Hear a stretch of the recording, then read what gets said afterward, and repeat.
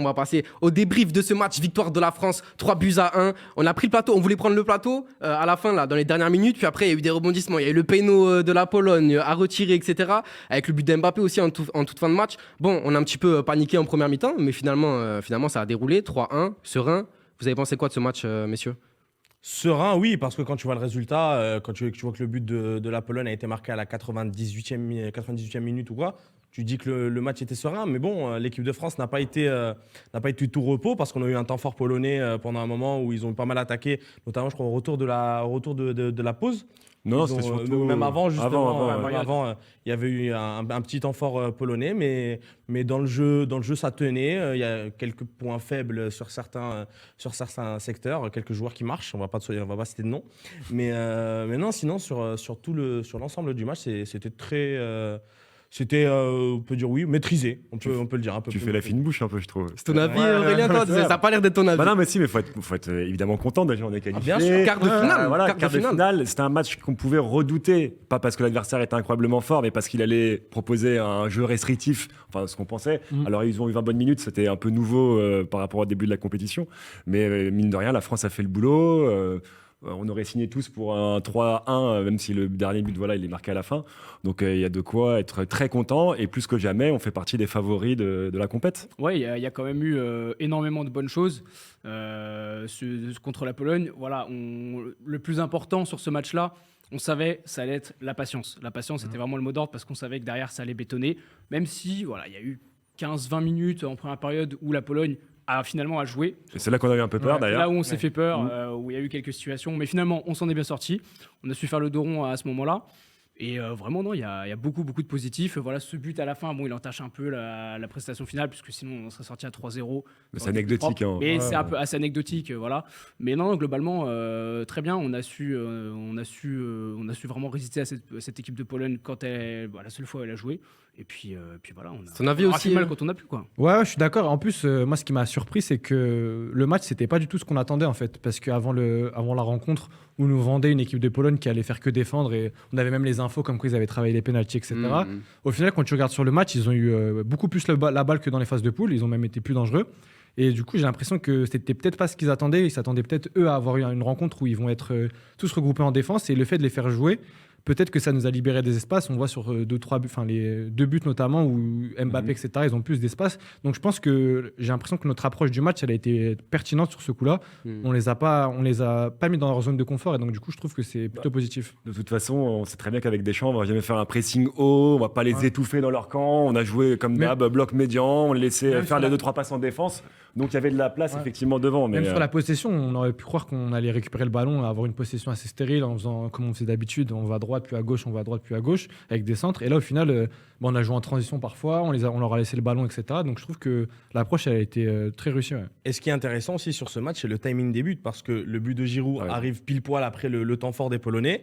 Donc tu repars à la pause justement avec un avantage au score. Derrière, je crois que le deuxième but de Kylian, il est marqué juste avant le dernier quart d'heure ou quoi. Donc là aussi, ça te permet de vraiment faire le break, parce que la Pologne avait, je pense, encore un petit espoir à ce moment-là, parce qu'il fallait le tuer dans l'œuf. Et derrière, le deuxième but de Mbappé, magnifique aussi, qui vient justement parfaitement sceller la victoire. Surtout, tu parlais de la patience, Lucas. C'est un peu le mot aussi qu'il faut dire, parce que finalement, le fait d'avoir marqué juste avant la fin de la première mi-temps, ça ne nous a pas donné un gros avantage de prendre l'ascendant justement juste avant la première mi-temps pour après assurer notre jeu. Psychologiquement, on savait que dans ce genre de rencontre, c'est un peu comme l'Argentine hier contre l'Australie. C'est toujours le premier but qui est le plus difficile à mettre. Une fois que tu le mets, tu sais que tu as débloqué la rencontre, entre guillemets, et que même si la Pologne perd et que c'est pas son jeu, elle sera quand même obligée de sortir un peu. Donc derrière, ça va te libérer des espaces. C'est ce qui s'est aussi passé derrière et ce qui nous a permis de tuer le match. Donc vraiment, il était très important. C'était important, c'est surtout parce que Giroud, il en avait raté un avant. Donc non, vraiment... C'est d'ailleurs à ce moment-là qu'on peut avoir peur, parce qu'il rate son occasion. Ils ont leur temps fort. Et là, on se dit, mince, est-ce qu'on n'a pas peut-être raté le moment clé? Et derrière, si on se prend un but à ce moment-là, Loris fait une grosse parade sur la frappe de Zelensky. C'est vrai que ça a bien tourné. Et le retour sur la ligne de Varane. J'allais vous en parler. Vous n'avez pas un peu flippé à ce moment-là, la 37e minute de jeu, la double parade avec Loris en premier et Varane en deuxième. Là, ça pouvait faire 1-0 Pologne. Mais c'est dans la continuité, en fait, l'action de Giroud, le raté. Je pense que ça a redonné confiance à la Pologne. Ils se sont dit, il y a peut-être moyen. Et après, ils ont dominé quand même pendant une bonne bonne vingtaine de minutes. Hein. Et puis, c'était des longues phases de possession, des gros temps forts. Là, on pouvait s'inquiéter parce qu'on n'arrivait plus à ressortir le ballon. On voyait plus Mbappé, on voyait plus Dembélé. S'il marque, je pense que le match, c'est sûr, hein, le match est totalement différent. Et justement, le fait qu'on marque juste avant la mi-temps, ça les tue totalement parce qu'ils se sont dit, même en ayant l'espoir de marquer, au final, ils ont une seule occasion après et Giroud la marque. Et donc, du coup, c'est terrible pour eux. Quoi. Est-ce qu'il faut relativiser un petit peu par rapport au niveau de la Pologne, de ce qu'on a vu ce soir ou pas? Parce que je vois dans les commentaires Alex qui nous dit pas d'adversité en face, c'était nul la Pologne. Ça reste un match de la Coupe du Monde. T'as Lewandowski qu'on a réussi à bien cadrer. Ce sont souvent les matchs les plus durs au final dans une Coupe du Monde. C'est ce match-là qui fait basculer la compète. Soit c'est un échec si on se fait sortir, soit là on est lancé sur une potentielle épopée. Donc face à un adversaire qui est plus faible, donc c'est un peu la honte si tu te fais sortir à ce moment-là. Donc non, c'était un match pour moi maîtrisé globalement, avec les buts au bon moment comme il l'a dit Anas. Ce qui fait que ça a préservé nos petits cœurs pour la rencontre. Et puis, non, moi, je pense aussi vraiment que la France a souffert pendant 15-20 minutes parce qu'ils ne s'attendaient aussi pas à voir cette équipe de Pologne prendre les choses en main et attaquer. Je pense qu'ils n'étaient pas prêts, le plan de jeu était pas ça, donc ça les a un peu bousculés. C'est pour ça qu'il a fallu quelques minutes pour se remettre dedans. Et voilà, au final, on s'en sort très bien grâce à Lloris. Et puis surtout, même le niveau de la Pologne, on parle, mais l'Australie hier, c'était pas folichon. Même les États-Unis, bon, c'était pas non plus un énorme niveau, il y avait beaucoup de carences. Mais c'est normal, c'est l'histoire des huitièmes de finale, c'est les équipes entre guillemets surprises. Il y a pas de petites équipes. Voilà, non, mais c'est les équipes qu'on n'attend pas plus loin. Il faut savoir les battre. Et moi, je trouve qu'on a, par exemple, montré plus de maîtrise que l'Argentine face à l'Australie hier. Mais j'ai trouvé que même la Pologne avait été largement mieux qu'en poule. Hein. Là, tu voyais qu'ils avaient plus d'audace, ils étaient plus relâchés, parce que je pense. C'est simple. On en a parlé en avant-match, mais beaucoup d'intensité aussi. Ouais, c'est ça. Ils étaient libérés en fait. Leur objectif, c'était de passer les poules. Ils l'ont fait. Là, en plus, c'était contre la France. Ils voulaient s'offrir une victoire de prestige. Et tu sentais que même dans leurs intentions, ils avaient moins ce côté où on va se découvrir, etc. Ils étaient beaucoup plus relâchés. Et donc, je pense que ça a pu surprendre l'équipe de France, mais il fallait les battre en fait. C'est pas non plus très très simple. Hein. Et c'est surtout que c'est un peu contradictoire avec ce qu'il disait en conférence de presse. On va aller chercher les pénaux. Donc on s'attendait vraiment. C'est là où on s'attendait vraiment à un jeu très défensif. Et au contraire, ils ont joué sans pression. Et c'est là où ils auraient pu vraiment faire mal à. Enfin, ils n'ont pas joué comme le Barça non plus. Non, bien sûr. Mais je veux dire il y avait deux lignes. Quand tu vois les déclarations, que ce soit de l'entraîneur ou même des joueurs avant, à se dire ouais, on va essayer d'aller chercher les pénaux, les prolongations. Tu t'attendais vraiment à ce qu'ils mettent le but. C'était vraiment plus. Tout le monde se disait ça. Même dans la Et finalement, ils allaient justement, même sur les côtés, on les voyait. Que ce soit avec Berezinski, Frankowski. On parlait même justement de. C'était Matikach sur le côté droit, qui était très intéressant. Donc là aussi, justement, tu pouvais t'attendre à un jeu vraiment très défensif et ils ont quand même proposé de belles choses. En tout cas, dans les commentaires, il y a Sam92 qui nous dit on retient la victoire, les gars. C'est vrai qu'il faut retenir ça. Faut qu'on soit un petit peu plus souriant parce que ça y est, on est en quart de finale, les gars. Et ça, c'est un truc de fou quand même. Il n'y a pas de petit match assez. Soldat Théo qui nous dit par contre, je veux la rêve de ton pull, Maël. Et j'ai été sûr qu'il allait. Par contre, il y a un truc qui est encore plus beau que mon pull, les gars. C'est ce petit maillot. Vous avez vu la petite transition ou pas? Pas mal. Les gars, ce maillot-là, il a gagné. À la fin de l'émission, on va faire des petites devinettes, des petits jeux pour tous ceux qui veulent le gagner. Ça peut être la France, ça peut être le maillot de votre choix d'ailleurs, hein, pas obligé que ce soit la France. Et donc venez, n'hésitez pas à aller sur Twitch, vous basculez sur Twitch et dans les commentaires vous répondrez à la petite devinette. Donc voilà, jusqu'à la fin de la compétition, on va faire gagner des maillots. On a demandé l'autorisation au chef, il nous a dit allez, on fait gagner les maillots. Par contre vous n'avez pas le droit de jouer les gars, ça, c'est de la triche. Ouais. Et donc voilà les gars, n'hésitez pas à basculer sur Twitch pour jouer avec nous. On retient la victoire. C'est quoi ce maillot? Voilà, j'ai fait la petite transition. Yo tout le monde, yo, salut les gars, salut Clémoud. Les gars, on a remis l'équipe type aussi ce soir par rapport au troisième match de poule. Est-ce qu'on n'a pas vu une grosse différence par rapport à ça aussi? Non, absolument pas. Non, mais je voulais sur ça parce que c'était un peu le jour et la nuit. Il a manqué Gendouzi, Vertou et Kamavinga sur le match. Critique pas les Marseillais. J'ai dit Kamavinga. Quand même. C'est vrai. Non, il y a une énorme différence. Non, mais il n'y a pas de débat. De toute façon, on le savait déjà après Tunisie-France. Et encore une fois, cette équipe a prouvé que c'était l'équipe titulaire. Pour moi, tout est bien réglé. On sait qui peut rentrer en jeu. On l'a vu en fin de match. Thuram qui remplace Giroud, Coman qui remplace Dembélé, Fofana qui peut prendre le relais de Tchouaméni ou voire Rabiot.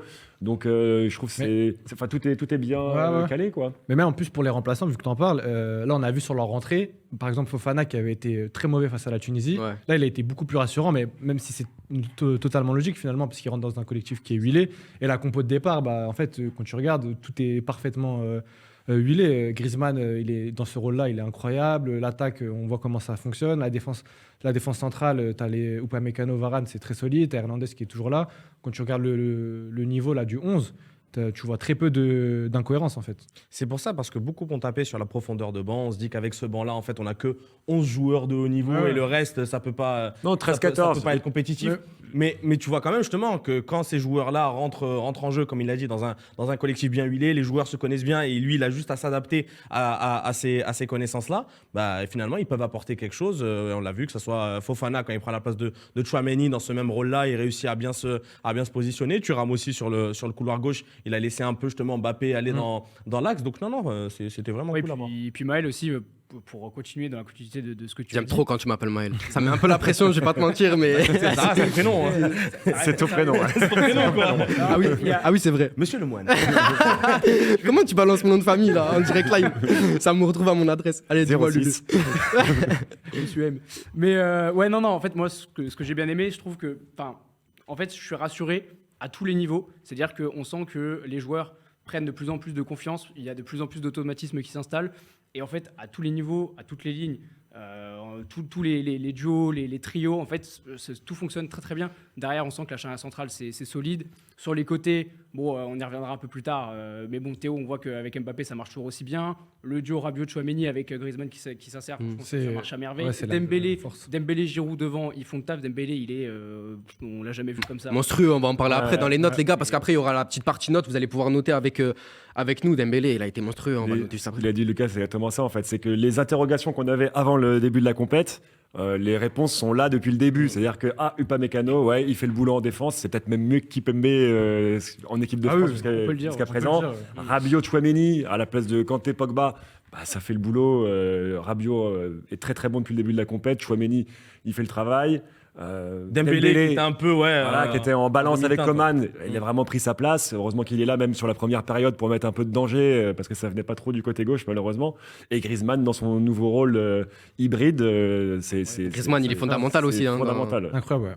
Parce que même si des fois il est un petit peu dans l'ombre des autres, d'un Dembélé et d'un Mbappé qui sont les fusées sur les côtés, au niveau des combinaisons, il est fondamental. Là, en plus, ce que tu vois, c'est que dans les temps faibles de la France, c'était toujours lui qui était là pour remettre les siens dans le bon chemin, même défensivement. Des fois, tu le retrouvais, il contrait un attaquant, après il était en attaque, après il se tacles et dégageait. tout, Ouais, ça c'est tacle ça. et tout. Sur le deuxième but, Oui, sur le deuxième but, c'est lui qui dégage. Et à un moment c'est donné- dire à quel point Et à un moment donné, sur une contre-attaque, c'est lui qui tacle, genre il est devant Varane. Donc tu te dis. On n'a pas l'impression qu'il reculait au fil du match. Quoi. Ouais, il ouais, est parti milieu. Ouais, mais moi, tu vois, ça me dérange pas. Milieu À la fin relayeur. du À la match. fin, il était milieu défensif. c'est ça. Libéraux. Mais c'est ça. Et tu vois, à la fin, quand on jouait en contre-attaque, tu voyais vraiment Griezmann à côté de Tchouaméni et Rabiot. Et tu voyais les deux flèches Dembélé et Mbappé devant avec Giroud un peu derrière. Ouais, non, mais là où vraiment je trouve Griezmann impressionnant, c'est vraiment dans son volume de jeu.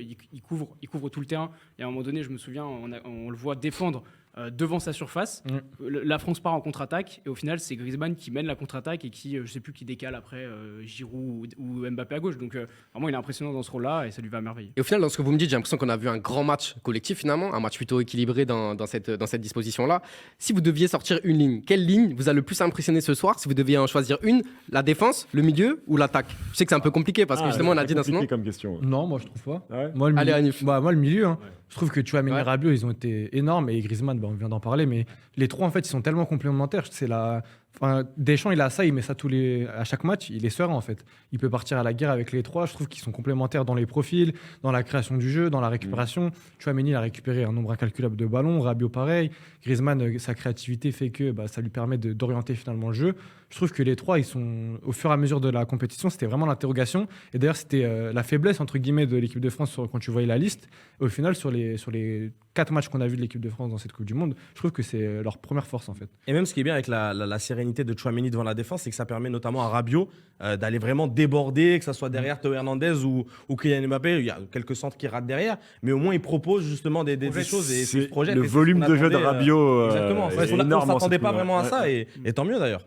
Surtout qu'il a un rôle essentiel. Je finis, parce que je vois que tu voulais. Vas-y, non, je t'en prie. Il va t'embrouiller. Non, il a un rôle essentiel parce qu'à gauche, Théo Hernandez, il attaque beaucoup. Mbappé, il attaque beaucoup. Donc Rabiot, il a aussi ce rôle de couvrir les deux et il le fait très très bien.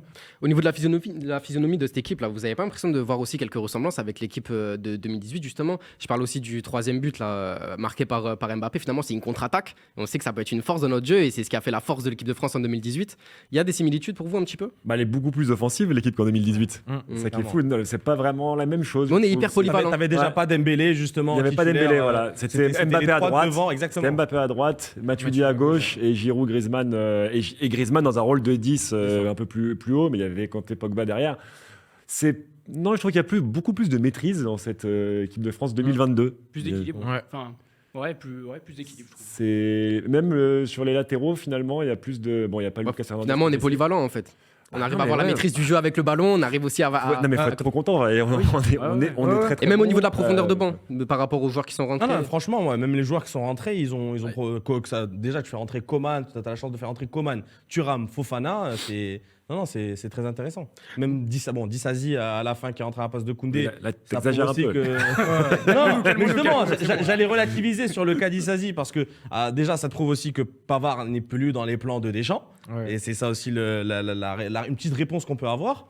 Mais non, à Sans part douter ça, après la sortie de Deschamps. quand oui, même. non, bien Ouais. sûr, c'est ça. Mais de voir que même dans un match que tu maîtrises et tu t'attends peut-être à donner un peu plus de confiance à Pavard et là tu fais rentrer Disasi, c'est vraiment, ça confirme la position de. Et puis de Dédé surtout, dessus. ça montre le point faible qui reste dans cette équipe. Ah ouais. Le poste de latéral droit, parce que Koundé n'a pas été rassurant du tout. Et- Pavard, ça a été catastrophe. Disasi, moyen contre la Tunisie Ah oui. en étant gentil.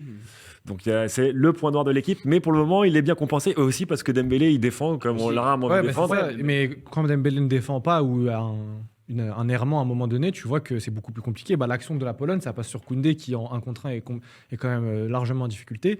Et donc j'ai l'impression que finalement toutes les grosses occasions des adversaires, ça vient toujours de ce côté-là. Ouais, ils quoi. l'ont senti. Berezinski, on l'a beaucoup plus vu Ah ouais, Sur le l'action, temps sur la fort. grosse action en première mi-temps, Ah ouais, tu c'est vois, Koundé, il se fait C'est pour ça que déborder. Dembélé, son terrible. travail, il est encore plus impressionnant parce que. Mais après, il y a l'aide de Griezmann. Il y a l'aide de Griezmann Ah oui, qui oui. vient en milieu relayeur droit, qu'on Ouais. pensait aussi, il sait défendre, Griezmann.